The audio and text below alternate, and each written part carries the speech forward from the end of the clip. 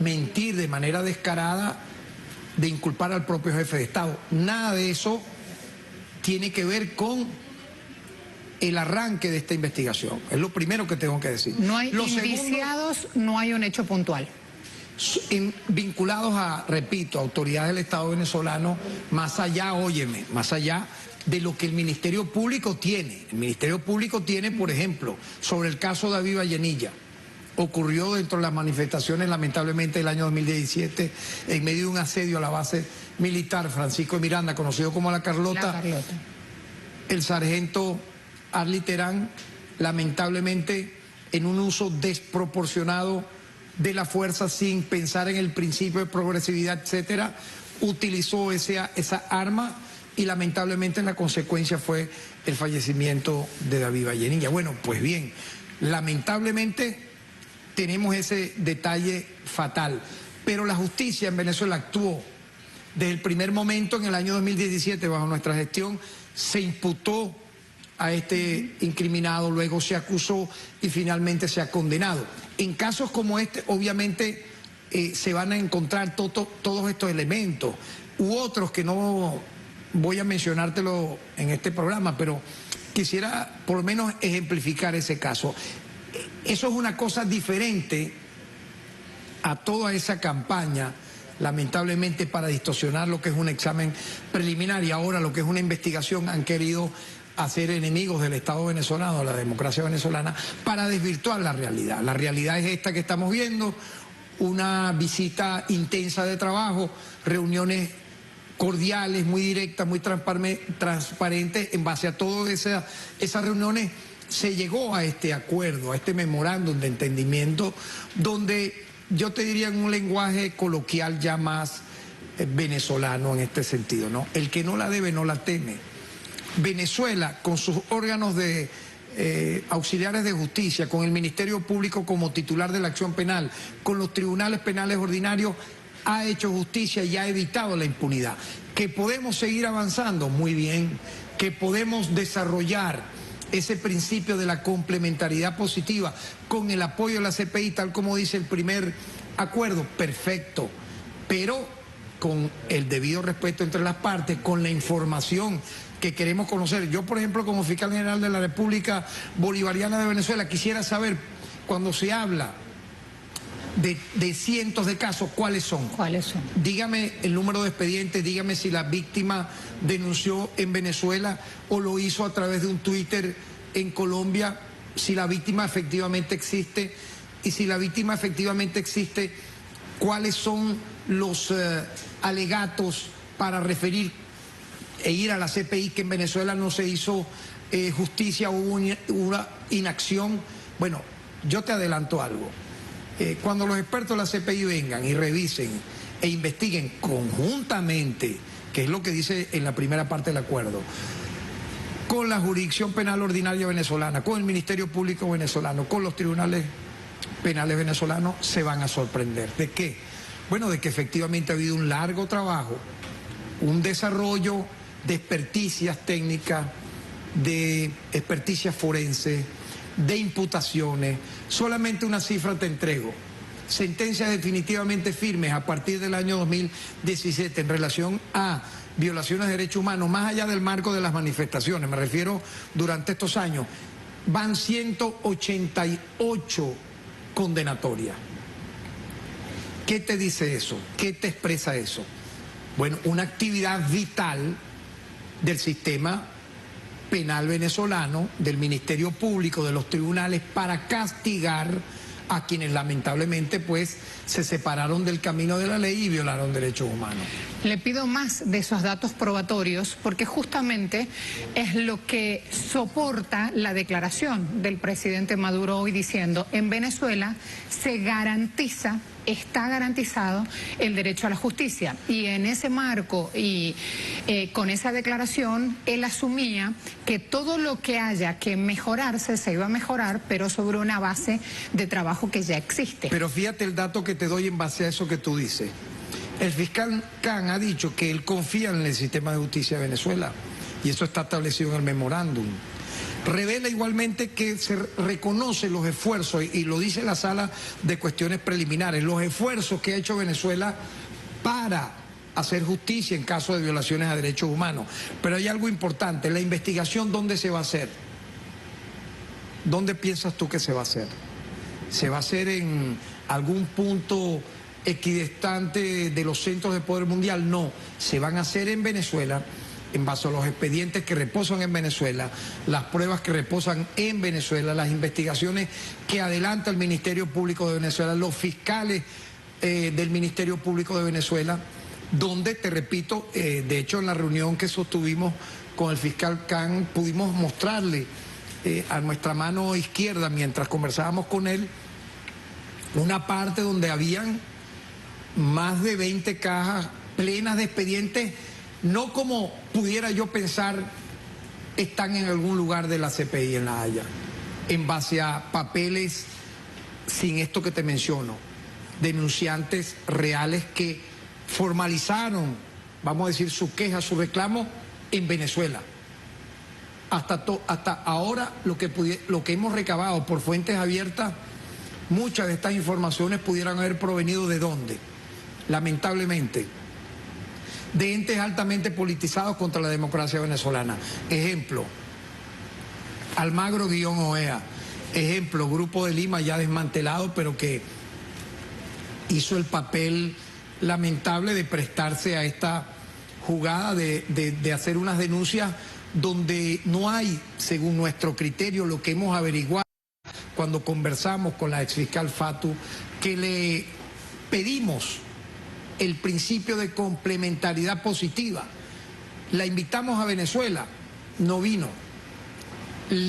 Pedimos que hubiese una cooperación entre ambos equipos técnicos en medio del examen preliminar, cosa que sí ocurrió, por cierto, con Colombia. 17 visitas, entre ellas la de 3 fiscales, los 3 fiscales que ha tenido la CPI, y en Colombia el caso se cierra. Sin embargo, el fiscal Khan dice que esta acción no tiene tinte político. Perfecto, pero yo te estoy hablando como abogado penalista con especialización en esa materia, como activista de derechos humanos, te estoy hablando es en base al rigor técnico jurídico, o sea, ¿cómo puede explicarse técnica y jurídicamente que casos que aún siguen siendo polémica inmensa como los falsos positivos, donde en fosas comunes en Colombia pudieron encontrarse personas que, siendo campesinas, siendo activistas, luchadores por los derechos humanos, etcétera, se les transformó en presuntos guerrilleros que murieron en combate, y no fue así? Te pregunto, se habla de más de 7.000 casos de esa magnitud. En Venezuela no estamos hablando de algo, ni siquiera de lejana manera, compararse o equipararse con el caso de que examinó la CPI con Colombia. Todo lo contrario. Fueron en medio de alteraciones del orden público, manifestaciones muy violentas, donde tenemos cifras, y se las dijimos, por cierto, al fiscal Khan. El 40% de los fallecidos durante las protestas del año 2017, abril, mayo, junio, julio, fueron a manos de manifestantes armados. Un poco más del 10%, casi el 15%, por manos de agentes del Estado. El restante entre civiles que incluso preparando guayas, colocaron guayas en vías públicas o quemaron personas vivas.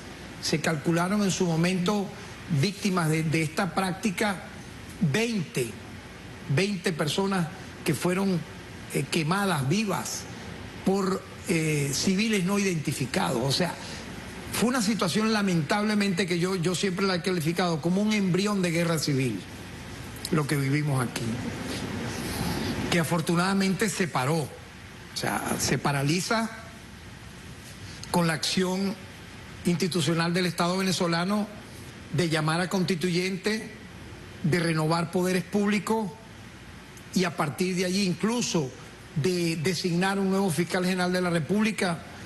Me tocó a mí asumir esa responsabilidad a partir del 5 de agosto del año 2017, avanzar en este proceso de hacer justicia, de proteger derechos humanos, de que no haya impunidad.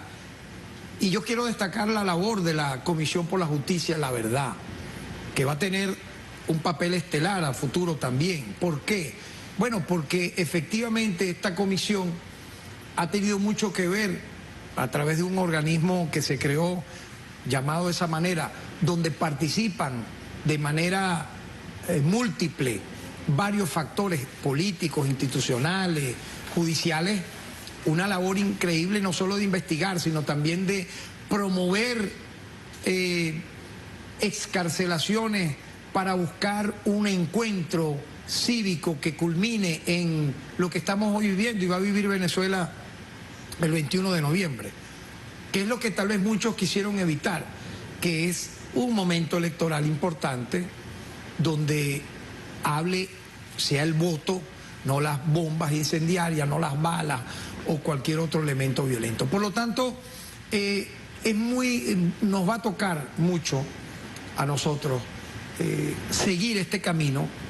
No ha terminado, todo lo contrario, se fortalece con este memorándum de hacer justicia en todos esos casos, porque el Estado venezolano, a través de su Constitución, y yo quiero recordar eso, es muy principista y programático en la defensa de los derechos humanos, que te obliga incluso de manera permanente reformar leyes y hacer nuevas leyes en pro de los derechos humanos, a la luz de la Constitución del año 99, Perdón, de su título 3. De su título Principista y programático. Correcto. Me gustaría explicar esos dos conceptos para quienes nos están viendo, entender esos dos conceptos que son técnicos, pero vitales de conocer en el ámbito muy rápidamente judicial. te lo explico.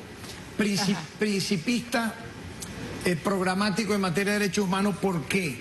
Bueno, porque tenemos un preámbulo de la Constitución que arranca hablando de la preeminencia, de la fortaleza de los derechos humanos. Tenemos un título 3 que te habla de las garantías constitucionales y los derechos humanos, donde te clasifica de manera única, yo diría, en el hemisferio occidental, y es ejemplo en el mundo, cómo debe respetarse y protegerse los derechos civiles, políticos, económicos, sociales, culturales, ambientales e indígenas. Pero al mismo tiempo, en las disposiciones finales, le dice al legislador, a quien asume la Asamblea Nacional, que está obligado también a legislar en materia de derechos humanos. Y por eso nace, a partir de ahí, la ley contra la tortura, que es una de las más completas en esa materia, y tratos crueles, inhumanos y degradantes, la ley orgánica de refugiados y asilados, que tiene que ver con derechos humanos, y a partir de ahí la ley de migración y extranjería para proteger migrantes, la ley de protección de niños, niñas y adolescentes, la ley contra la violencia a la mujer, y todo ese cuerpo de leyes que a partir del año 2000 a la fecha han ido adecuándose a esa Constitución programática, principista en materia de derechos humanos. Bueno, y recientemente hubo importantes reformas donde participamos obviamente como Ministerio Público para reivindicar una deuda de todas las luchas de los defensores de derechos humanos en función del juez natural, es decir, darle clara competencia a lo que significa la jurisdicción penal y la jurisdicción, la jurisdicción militar y la jurisdicción penal ordinaria, ¿no? Aparte de eso, una ley de protección a las víctimas, aparte de eso, reformas del Código Orgánico Procesal Penal, muy importantes, donde se le da preeminencia a la investigación y protección de los derechos humanos. Se le dio rango legal, por ejemplo, también a la Oficina de Atención a las Víctimas de los Derechos Humanos, de violaciones de derechos humanos, que está en el Ministerio Público, esa oficina. No existen en muchos otros países oficinas como esa para atender a quienes pretendan o consideren o crean que han sido sujetos de violaciones de derechos humanos. Si el caso no es competencia de una o no tipifica como violación de derechos humanos, se le brinda la asesoría a la persona que denuncia. Y fíjate, a partir de la apertura de esta oficina, aproximadamente en junio de este año, a la fecha, hemos atendido a más de 700 venezolanos y venezolanas en esa oficina, que queda acá en la ciudad capital. Es decir, Venezuela tiene adelantada de manera, yo diría, fuerte, no frágil, muy sólida, todo el trabajo que la CPI en el terreno va a conocer, más allá de lo que puedan haber conocido o tengan en sus presuntas denuncias que han llegado por múltiples vías, que ok, vamos a verlas, vamos a compararlas. O sea, yo deseo que haya información, que eso que no tuvimos en el examen preliminar exista ahora, que nos den la información. ¿Cuáles casos, si usted habla, por ejemplo, abusos sexuales en medio de presuntas detenciones que ocurrieron en tal sitio, pero de manera genérica, ¿no? Aparecen ahí en el informe que deja Bensuda. Más de 100 casos. ¿Cuáles son esos 100 casos? Porque aquí tú no conoces como periodista uno que haya sido conocido, reconocido como tal. Por ejemplo, cuando tú hablas cientos de casos en el apartado que tiene que ver con tortura, ¿cuáles son esos cientos de casos? Deme el número de expediente, el nombre, el apellido de la víctima, la evidencia, el agresor. Ajá, cuando eso comience a ocurrir, va a florecer la verdad. Y la verdad es la que hemos adelantado. E incluso cuando haya esa reciprocidad en el principio de la complementariedad positiva, esa cooperación, bueno, la Fiscalía de la CPI va a ver en territorio nacional, como lo establece el artículo número 1 del acuerdo, que las investigaciones se hacen es en Venezuela, con los medios de prueba que tenemos en Venezuela, con el apoyo obviamente de la CPI. Allí va a florecer esa verdad que hemos defendido durante todos estos años y meses, porque si algo tenemos nosotros, y me honra pues en este caso poder ser fiscal general de la República Bolivariana de Venezuela para ratificarlo, es un compromiso con una militancia histórica en los derechos humanos. Mucha gente hoy muy cómodamente habla de los derechos humanos, pero había que ver lo que significaba defender y hablar de los derechos humanos cuando por lo menos me tocó a mí en los años 70, militando en Comité de Defensa de los Derechos Humanos en Mérida, en Anzoátegui y en Caracas. Luego siendo consultor jurídico de la Comisión de Justicia y Paz de Petare, que lideró el padre Matías Camuña, o jefe de la Oficina de Derechos Humanos de la Cámara Municipal de Caracas en los años 90. Hay que verle la cara a eso, ¿no? Entonces, allí, mira, no había nada de lo que te estoy mencionando aquí. Por más que tú entregases experticias y pruebas, era un rechazo total a hacer justicia. Yo creo que hemos honrado, el Estado venezolano en su conjunto, ese compromiso que está en la Constitución, y lo vamos a demostrar, y por ello el valor que cobra histórico este memorándum, que por su título rebate cualquier propaganda de guerra sucia. Ya volvemos al es un memorándum de entendimiento. Ya volvemos a eso. Pasa que en la cantidad de información y en el concepto anterior se nos perdió una comparativa que es muy interesante. Y es por qué la CPI archiva el expediente en Colombia y sin embargo abre uno aquí. Esa comparativa es muy, muy interesante de que quede clara, de que se cuente y se explique un poco más, porque de lo contrario la información solo está en las redes sociales. Ya hay un debate, ¿no? Incluso ya hay un debate en las propias redes. Ajá. Ya va, pero un momento. En Colombia, cementerio, prácticamente Colombia se convirtió en un cementerio bajo el mandato de Uribe y ahora de Duque. Fíjate tú, hablan de los acuerdos de paz, ok, la pacificación, pero ya va, casi 1.500 combatientes de la FARC han sido asesinados. Ahora, con el gobierno de Duque, en medio del examen preliminar, activistas sociales, dirigentes. El número de masacres se cuentan ya no por meses o años, no, se cuentan por semana. O sea, la proporción de masacres en una territorialidad totalmente entregada a grupos paramilitares, a grupos clandestinos, pero allí se cerró el caso. O sea, allí no hay nada que investigar.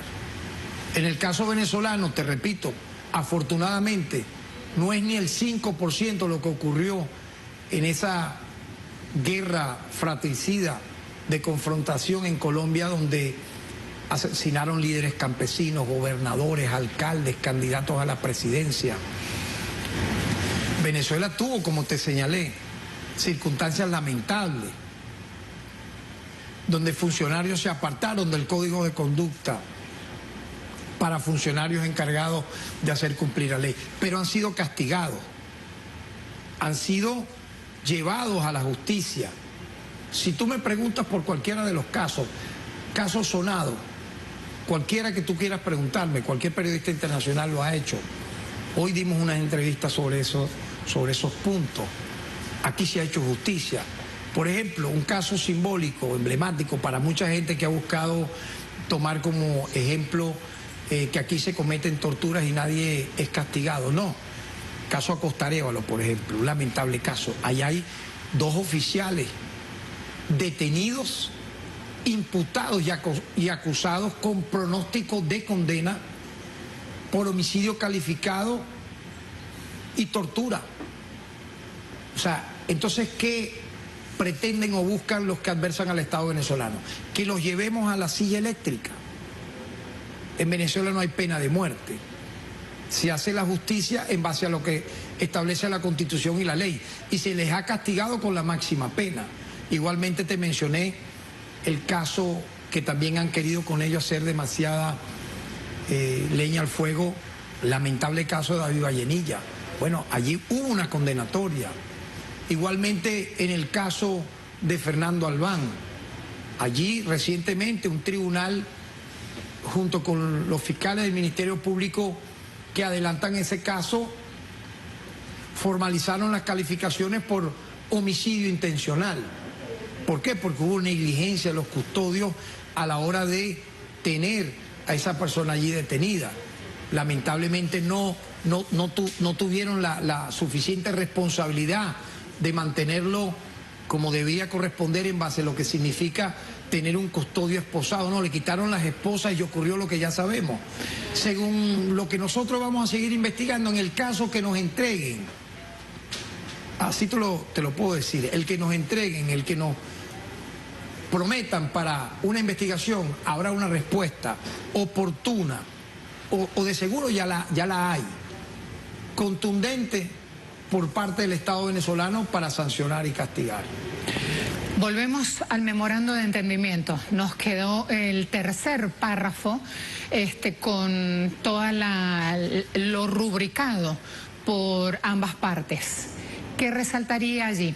¿Qué es lo más importante para dar a conocer? Bueno, fíjate, yo te lo leo, el tercer acuerdo habla de esmerarse por concretar medios y mecanismos que contribuyan eficazmente a los esfuerzos de la República Bolivariana de Venezuela para llevar a cabo auténticas actuaciones nacionales de conformidades con el artículo 17 del Estatuto de Roma.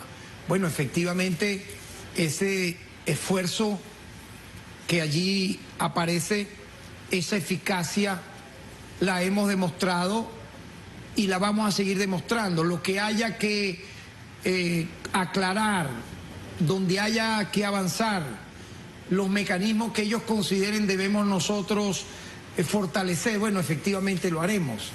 Yo siento que allí todo ha quedado muy claro, muy transparente, sin ningún lugar a dudas, y tal vez muchas de las personas que hoy pretenden jugar con algún titular a nivel mediático no han leído el memorándum. Incluso yo diría les molesta el memorándum. Por eso tanto el presidente como usted han puesto en redes sociales el memorándum. Claro, y nosotros como titular también del Ministerio Público hemos colocado el memorándum con las rúbricas respectivas porque hay que leer. Hay gente que no quiere leer el memorándum, incluso se molesta, no debieron ni firmar nada, porque, o sea, imagínate. Oye, es vital, sobre todo recordando el apoyo de la República Bolivariana de Venezuela al mandato de la Corte Penal Internacional y considerando que los graves crímenes que preocupan a la comunidad internacional no deben quedar impunes y que debe garantizarse su efectiva persecución, incluso mediante la adopción de medidas a nivel nacional y el fortalecimiento de la cooperación internacional. Abierta la puerta para esclarecer los hechos y seguir impartiendo justicia. Por supuesto, y eso es lo que hoy nos toca a nosotros seguir haciendo en tiempo presente, pero también te puedo hablar en tiempo pasado, porque lo hemos hecho también en tiempo pasado. Es decir, esta tarea no empieza con la firma de este memorándum. La justicia venezolana, el Estado venezolano ha avanzado enormemente en esta tarea. A diferencia de lo que significó, repito, impartir justicia en casos de violaciones a derechos humanos en los años 60, 70, 80 y 90. Por ejemplo, para que nos entendamos, ¿cómo pudiera tipificarse la masacre ocurrida durante los días 27, 28 de febrero, 1, 2 y 3 de marzo del año de 1989? Donde el ejército de Venezuela, lanzado por orden del presidente de la República de la época, Carlos Andrés Pérez, prácticamente exterminó a la población, a miles, se calcula que fueron 3.000 aproximadamente, miembros de barrios populares de la zona metropolitana de Caracas, que fueron asesinados, flotaron en los ríos, el río Guaire, muchos de ellos desde Petare hasta el más allá, fosas clandestinas en el cementerio de La Peste. Nosotros trabajamos esos casos y uno de los líderes de la denuncia fue el pobre... La Peste es un espacio en el Cementerio General del Sur, así se llama ese espacio donde las personas que están allí en fosas están como NN, no identificadas. Así fue. Continúe, y se llamó así por el hedor que comenzó a dar la pestilencia. Se descubrió que había una fosa común, porque nunca fue totalmente certificada de cómo llegaron allí en camiones de basura, en camiones de volteo, esos cadáveres que previamente fueron acribillados y fueron lanzados allí. ¿Qué pudiera yo, en base a lo que establece el Estatuto de Roma y la Corte Penal Internacional, referir? Oye, que allí hubo crímenes de guerra, ¿me entiende? Ahí hubo genocidio por el número realmente desproporcionado de fusilados, de asesinados por la espalda, en la cara, en el pecho, de personas desarmadas que en algún momento algunos de ellos no fueron muertos porque estaban saqueando. No, es que los muertos, la gran mayoría vino después de los saqueos. Era como Carlos Andrés Pérez dijo, no, que tomen escarmiento de eso que hicieron. Bueno, no había Estatuto de Roma, no había Corte Penal Internacional, pero los delitos que vinculan a temas de derechos humanos no prescriben según las leyes internacionales. Y allí muchos de los que hoy hablan de derechos humanos en este país, sobre todo factores políticos, no solo callaron, no solo silenciaron esos hechos, sino que en su momento los justificaron y los aplaudieron. Y quienes denunciamos todos esos hechos fuimos criminalizados, perseguidos, estigmatizados, etcétera. Entonces yo tengo que hacerte esta referencia histórica porque las diferencias son no solo estructurales y orgánicas. Aquí, pase lo que pase en cualquier época o periodo, a partir de la firma de la Constitución del año de 1999 y bajo otro concepto de Estado social y de derecho, siempre debe y deberá brillar la justicia en contra de la impunidad. Y eso es lo que nosotros nos hemos volcado a ello. Desde que estuvimos en la Defensoría del Pueblo durante los años 2014, 15, 16, 17, pudimos ver el trabajo conjunto con las demás instituciones del Estado para hacer justicia. Y ahora como fiscal general, con más razón, porque somos el titular de la acción penal para investigar y para sancionar, apoyado con los tribunales y los órganos auxiliares de justicia del sistema penal. Entonces, esa es la diferencia histórica que yo quiero destacar a tu público, a tu audiencia latinoamericana y nacional y de otras latitudes, porque nosotros no solo es que estamos dispuestos hoy a colaborar, es que siempre lo hicimos.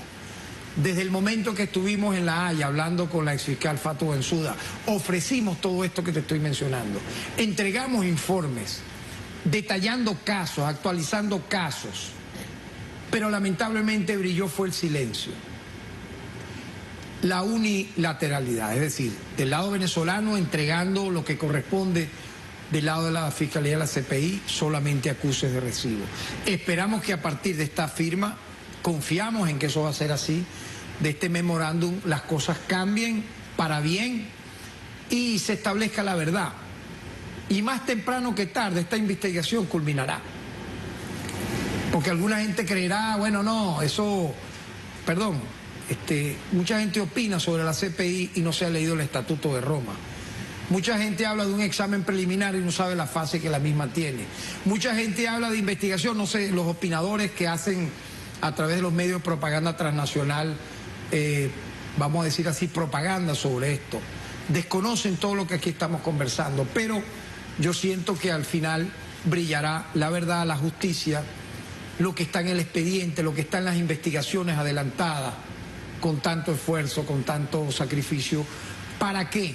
Para reivindicar a las víctimas, en primer lugar. Las víctimas de esos lamentables hechos y para sancionar los culpables y hacer justicia.